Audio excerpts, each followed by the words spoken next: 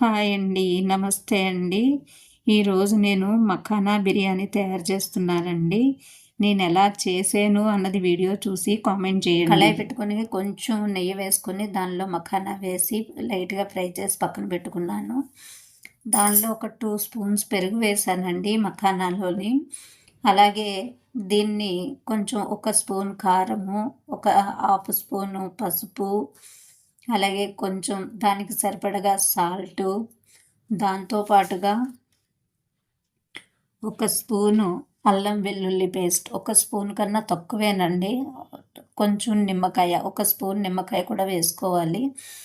అలాగే నిమ్మకాయ జ్యూస్ కూడా వేసుకోవాలి. దాంతో పాటుగా ఒక హాఫ్ స్పూన్ కన్నా కొంచెం ఎక్కువగా అల్లం వెల్లుల్లి పేస్ట్. దానిలోనే కొంచెం లవంగాలు అవి కూడా ఉన్నాయండి. ఇంకా చెక్క, గసగసాలు, ఇది మసాలా అనమాట.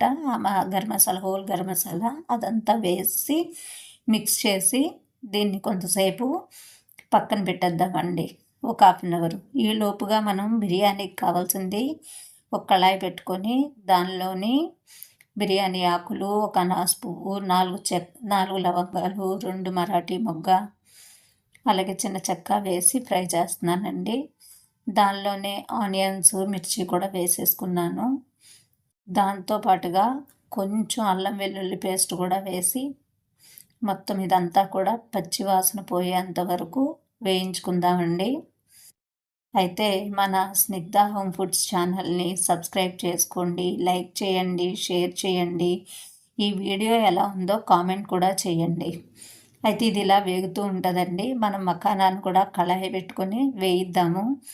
అయితే కొంచెం ఆయిల్ పోసుకొని ఆనియన్స్, మిర్చి, కరివేపాకు వేసి వేయిస్తున్నాను లైట్గాని. వేయించిన తర్వాత నానబెట్టి ఉంచుకున్న మఖానాని దీనిలో వేసేద్దామండి. అయితే ఇది బిర్యానీకి మసాలా వేగిపోయింది. దానిలో వాటర్ పోసేసుకుందాము. వాటర్ పోసుకొని బియ్యం పోసుకుందామండి. అయితే ఇది మఖానాకి ఆనియన్స్ కూడా వేగినాయి లైట్గాని. ఈ మఖానా కూడా వేస్తే దాంతో పాటుగా మిగతా ఆనియన్స్ అంతా కూడా మగ్గిపోతాయి. ఇప్పుడు అది సిమ్లో పెట్టానండి. ఇప్పుడు ఈ రైసు ఎసరు మరిగింది, రైస్ వేసేసుకున్నాను. ఉడుకుతుంది కదండి. ఇప్పుడు దీన్ని సిమ్లో పెట్టుకుందాము.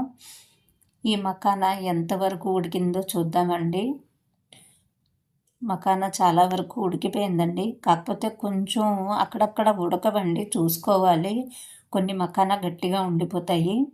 అయితే బిర్యానీ కూడా 90% ఉడికిపోయింది. ఇప్పుడు మఖానా ఏదైతే వేగి ఉన్నదో దాన్ని కూడా దీనిలో వేసేసి మిక్స్ చేసేసుకొని ఒక 10 మినిట్స్ మళ్ళీ బిర్యానీ మీద మూత పెట్టుకొని ఉంచుకుందామండి. మిక్స్ చేసి మూత పెట్టేద్దాము. మూత పెట్టేసి సిమ్లో పెట్టుకుంటే ఫైనల్గా మఖానా బిర్యానీ రెడీ అండి. టేస్ట్ ఎలా ఉందో చూసి చెప్తాను. నా వీడియో ఎలా ఉందో మీరు కూడా కామెంట్ చేయండి. టేస్ట్ ఎలా ఉందో నేను చూస్తున్నాను ఇప్పుడు. చాలా బాగుందండి, చాలా బాగా వచ్చింది. థ్యాంక్